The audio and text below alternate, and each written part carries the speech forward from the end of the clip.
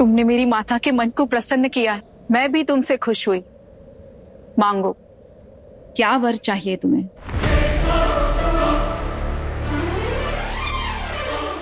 मैं यहाँ की देवी हूँ। मेरे क्षेत्र से तुम्हें जो भी चाहिए अवश्य मिलेगा। धन्यवाद देवी।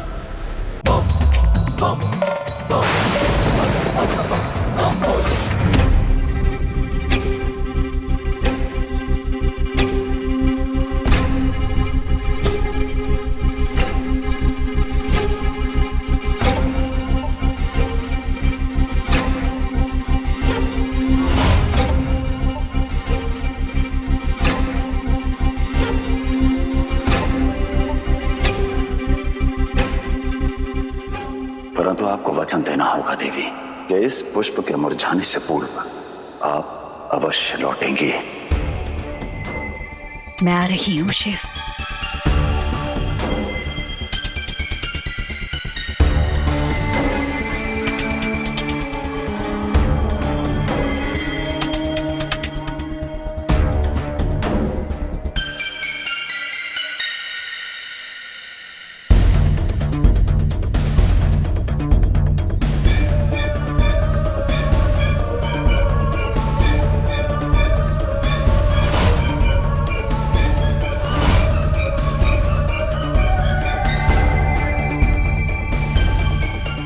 ये तो पुनः उसी स्थान पे आ गई। अर्थात मैं इस दारुका वन में उलझ गई हूँ। यहाँ से बाहर निकलने का मार्ग नहीं खोज पा रहे।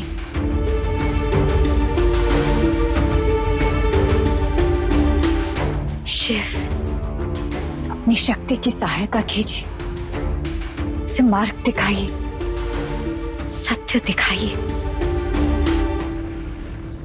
देवी पार्वती,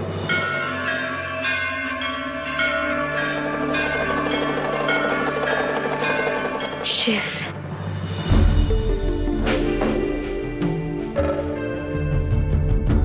कभी कभी मैं स्वप्न और स्वप्न में सत्य छुपा होता है। संकट में ही समाधान और समाधान में ही संकट बसा होता है।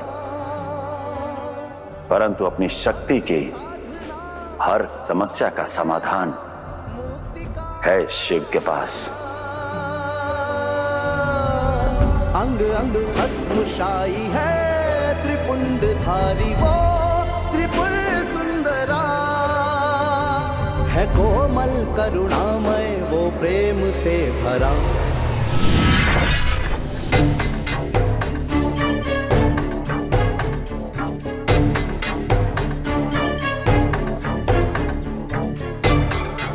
मान्यता आहत है। इस स्वप्न और सत्य में अंतर धूमिल हो गए। अब वो स्वप्न भी सत्य लग रहा है।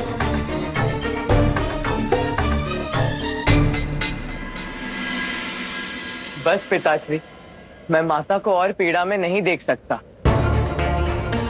वो दारुका के लोभ जाल में उस दारुका वन में फंस चुकी हैं। मैं उन्हें मुक्त करके आता हूँ। हाँ पिताश्री, कार्तिकेय भैया उचित कह रहे हैं पिताश्री। हमें दारुका को समझाना होगा, शब्दों से नहीं मानी तो शस्त्र उठाना होगा। कोई कहीं नहीं जाएगा। किंतु क्यों पिताश्री? क्योंकि शक्ति के मद में बुद्धि का बल क्षीण हो जाता है, और इस समय दारुका ना तो शब्दों से समझेगी और ना ही शस्त्रों से, क्योंकि उसकी मति किसी बाहरी शक्ति से नहीं, केवल अंतरात्मा के अनुभव से परिवर्तित हो सकती है। इसलिए कोई भी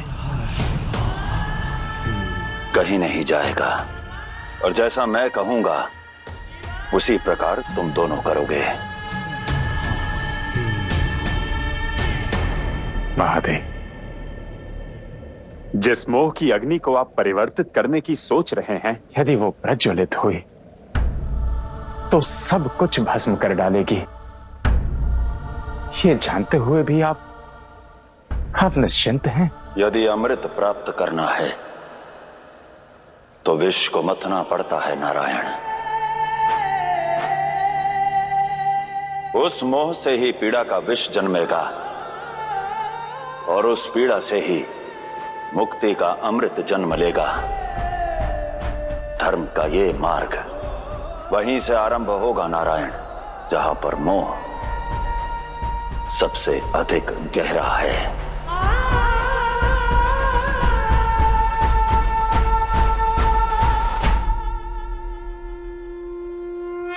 बैठिए ना माता, भोग ग्रहण कीजिए। आइए।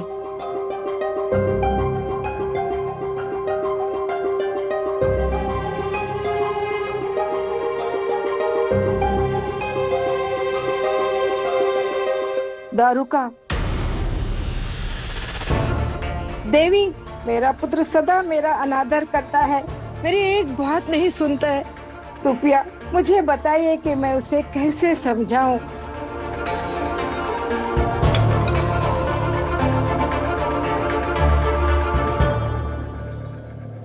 अनादर का उत्तर कभी मौन से मत दो, दंडित करो उसे।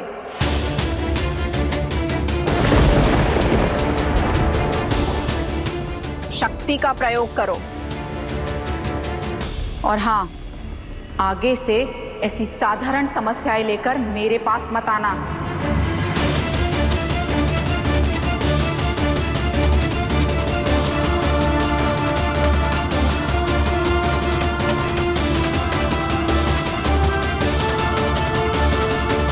दारुका, मैंने तुम्हें शक्ति दी ताकि तुम इन स्त्रियों की सहायता कर सको, उन्हें उचित मार्ग दिखा सको, उनकी बात सुन सको। किंतु तुमने इस पीड़िता के साथ कितना दुर्व्यवहार किया। ये व्यवहार उचित नहीं है। माता, आप ऐसे साधारण विषय में क्यों पड़ती है? वो सब मैं संभाल लूंगी। आप केवल यहाँ आनंद से वास कीजिए, आपको यहाँ कोई दुख नहीं होगा। ये सब छोड़िए, चलिए भोग ग्रहण कीजिए।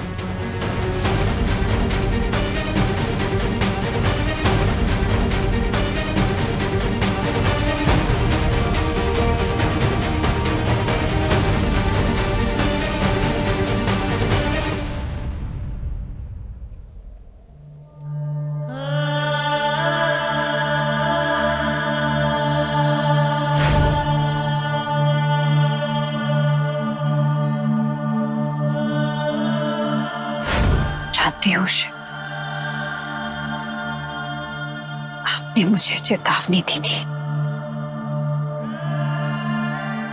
ये कहा था कि यहां नहीं आना चाहिए,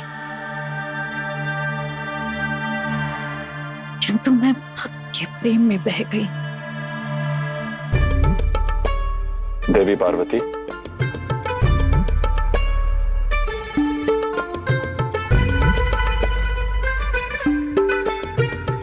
जब से आप इस वन में आई हैं, आपने कुछ नहीं खाया, इसलिए मैंने सोचा कि मैं अपने हाथों से आपके लिए ये बेर चुन कर लाऊं।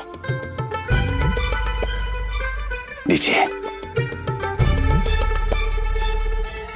क्या हुआ देवी, मेरे हाथों से भी नहीं खाएंगी? आपके हाथ से दिया गया हलाहल भी मेरे लिए अमृत के समान है शिव, किंतु जब तक मेरे भोले भंडारी भूखे हैं तब तक गौरी कुछ ग्रहण कैसे कर सकती? अरे आपको कैसे पता कि मैंने कुछ नहीं खाया? किसी को बताने की आवश्यकता नहीं है, मैं जानती हूँ। जब तक शक्ति भूखी है तब तक उसके शिव कुछ नहीं खाएंगे।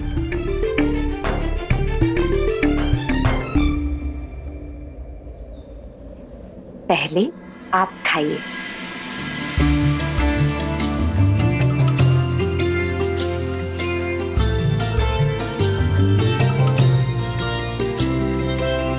अघोर है, शक्ति स्वयं पूर्ण है, ऐसा प्रेम डोर है जो टूटे ना। है ये एक दूजे से, है ये एक दूजे में, कुछ ना एक दूजे के है बिना।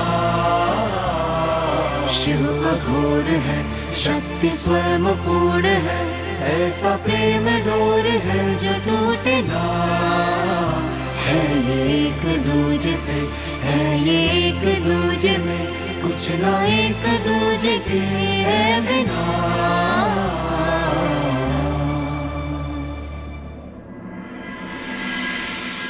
तुमने मेरी माता के मन को प्रसन्न किया है, मैं भी तुमसे खुश हुई। मांगो, क्या वर चाहिए तुम्हें?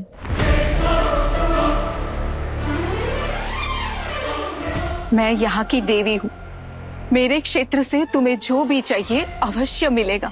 धन्यवाद देवी, परंतु मैं एक भक्त हूं, देवी आदि शक्ति का परम भक्त, और एक भक्त स्वार्थी नहीं हो सकता। एक भक्त केवल सुख कर्म की कामना कर सकता है। इसलिए मुझे स्वयं के लिए कुछ नहीं चाहिए, परंतु हां, मैं देवी पार्वती के लिए कुछ अवश्य करना चाहता हूं। क्या? देवी दारुका, जिस प्रकार आकाश का पंछी पिंजरे में नहीं रह सकता, उसी प्रकार आपके इस बंधन में देवी को स्वच्छ वायु तो है ही नहीं, और ना ही कलकल बहता जल। तो मैं देवी पार्वती को स्वच्छंद वायु में लेकर जाना चाहता हूँ, इनको भ्रमण कराना चाहता हूँ। और यही क्यों, आप भी हमारे साथ चल सकती हैं।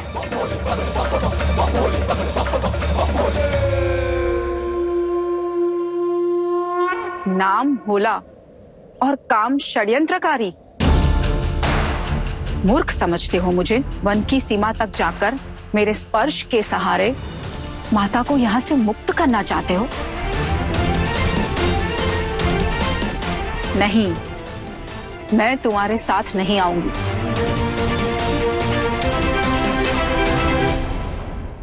उचित है देवी दारुका, यदि आप हमारे साथ नहीं जाना चाहती तो मत जाइए,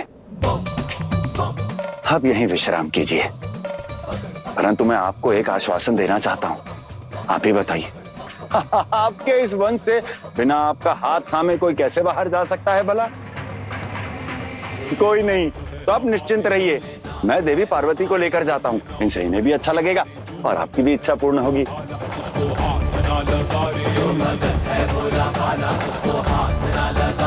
ठीक है, तुम माता को लेकर जा सकते हो।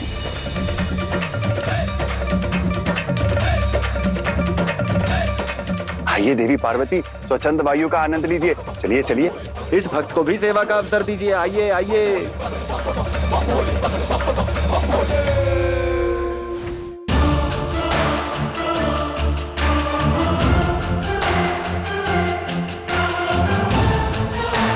अब क्या होगा शिव? चलती रहिए देवी।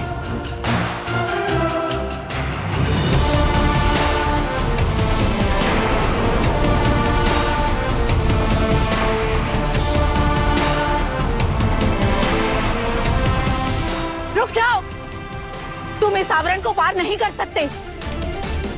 ये मेरा सुरक्षा कवच है, अगर इसको पार करोगे तो भस्म हो जाओगे। मुझे अपने शिव पर पूर्ण विश्वास है।